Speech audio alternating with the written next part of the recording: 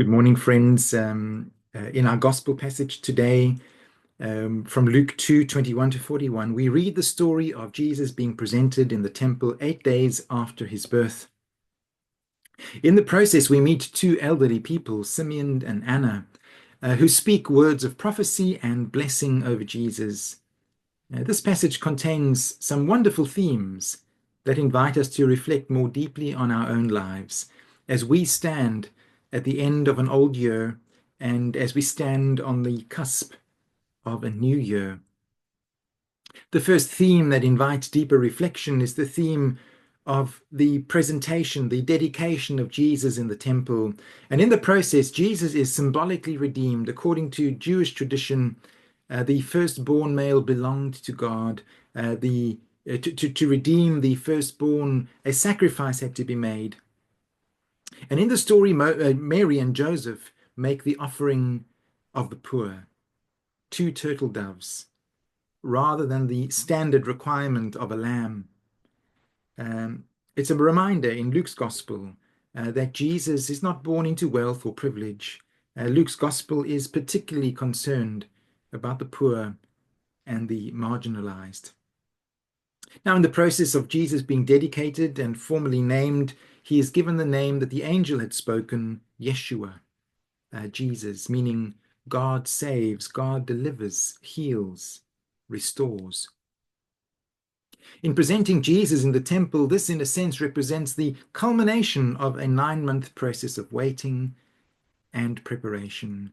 In presenting Jesus to God, Mary and Joseph are lifting into the light and the care of God the whole journey that has brought them up to this point. 9 months of preparation with ups and downs, challenges, joys, crises, a change in their plans. Life for them has taken an unexpected turn with her pregnancy and now the birth of a child.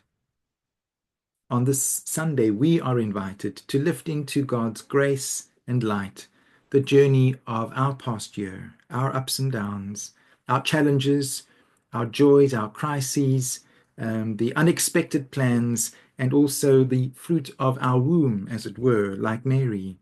But the presentation of Jesus in the temple is also an invitation at the end of the year and the beginning of the new year, which is coming, to present ourselves, our whole selves to God.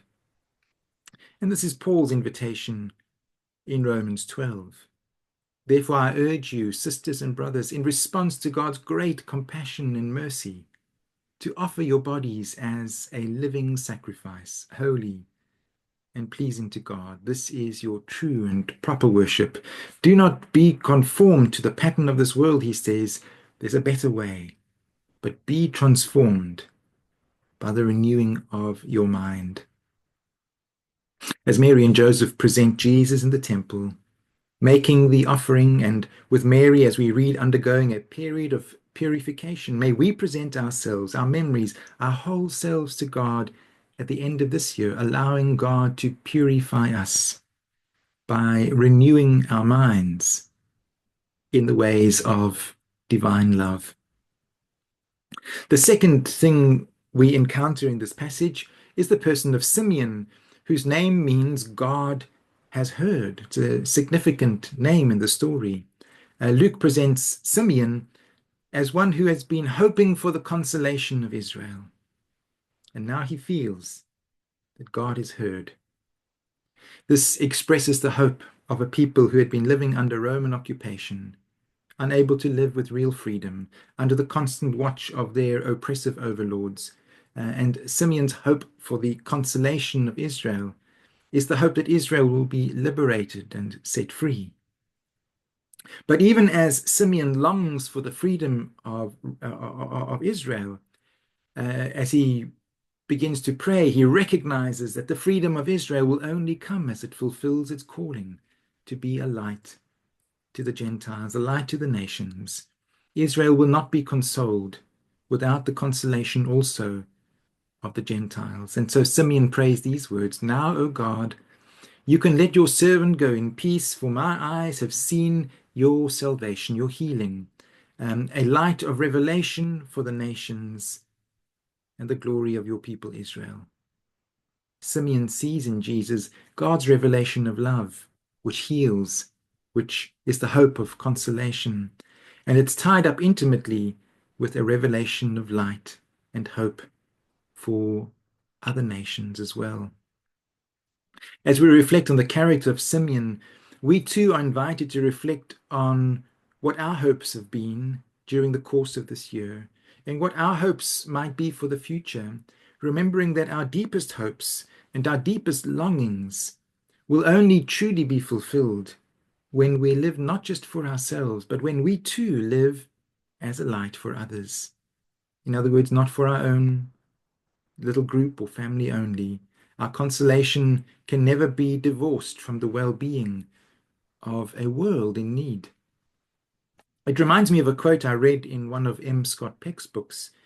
I've heard someone else quote it as well, but it goes, our calling and our deeper fulfillment in life, in other words, in the words of the passage, our consolation is where our greatest joy meets the world's greatest need.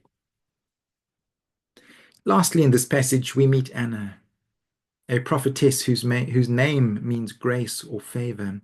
More literally, it means to bend, to stoop in kindness and to show favor.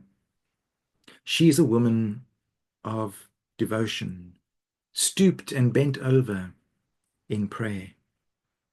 It is her life of prayer that opens her to see the hand of something bigger and deeper happening in and through the life of Jesus. She's a woman who, in the words of St. Paul, has learned the art of praying without ceasing. Her every breath has become a prayer as she constantly dwells in the temple of her own heart, where God is to be found and where God's grace and favor are bestowed. Prayer is another central theme in Luke's Gospel. It suggests that God works through those who live in constant openness to the divine love, to that higher power which we speak of as God. Upon meeting Jesus, Anna's response is one of thanksgiving and a looking forward to what God is going to do through Jesus. Now, at the end of the year, we are invited to prayerfully give thanks for what has happened throughout the year, and like Anna, to begin to look forward to the new growth and new potential that lies ahead. But our gospel passage today doesn't only look at the future with rose-colored glasses. And that is always the danger of standing at the gates of the new year, hoping that it will all be smooth and plain sailing ahead. While the story of Simeon and Anna both look forward with hope towards the future, they do not promise that the road ahead will necessarily be easy. Simeon foretells that Jesus will be a sign that will be opposed, and that Mary's soul will be pierced. Yet even in this foreshadowing of struggle, there is still hope. Jesus' mission will bring light to the nations and redemption to his people.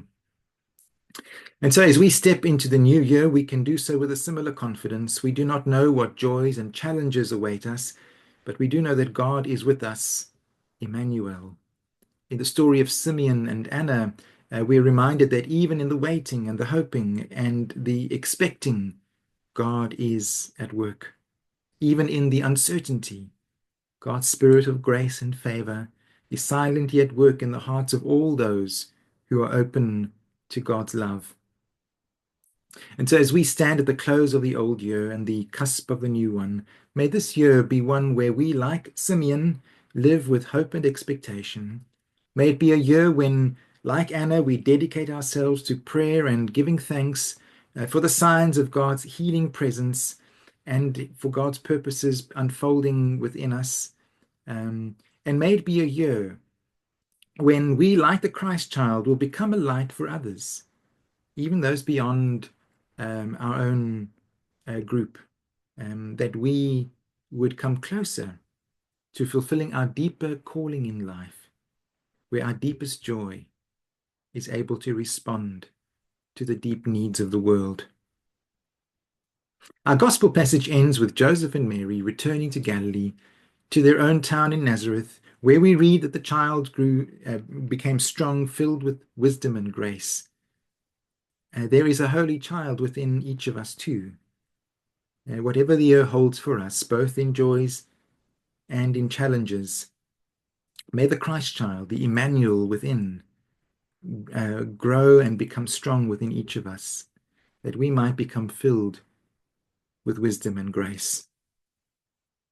And so, with God's grace, may the year ahead be a year of deeper awareness of the divine love and presence, a renewed commitment to God's purposes of love, peace, and joy, and a steadfast hope that God's light will shine in every corner of our lives and in our world.